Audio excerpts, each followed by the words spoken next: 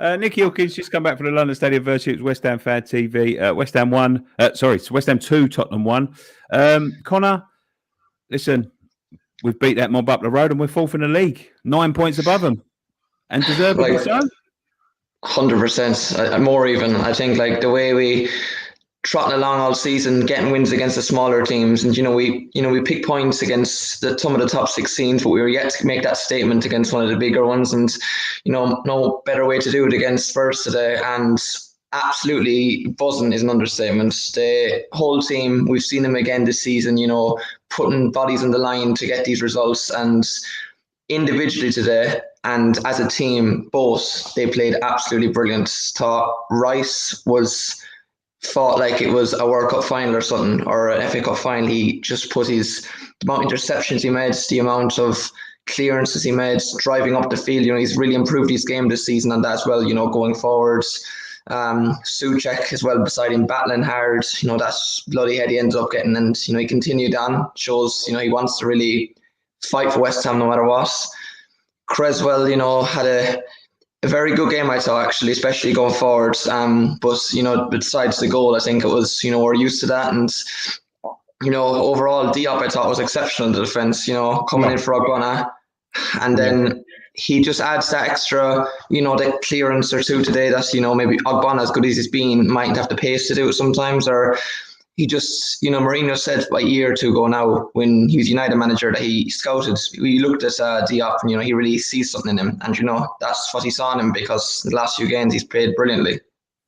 Yeah, and just at a time when we needed him, it just seems like every time we need the boys to step up, the boys that are coming in are stepping up, and that's a sign of a good side.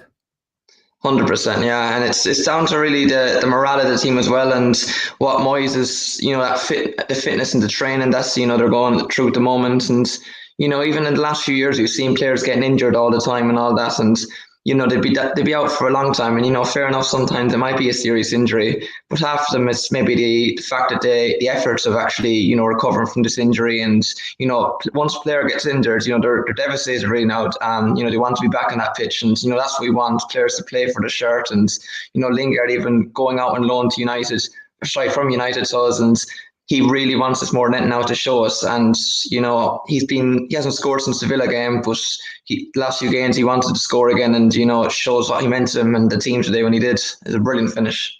Absolutely.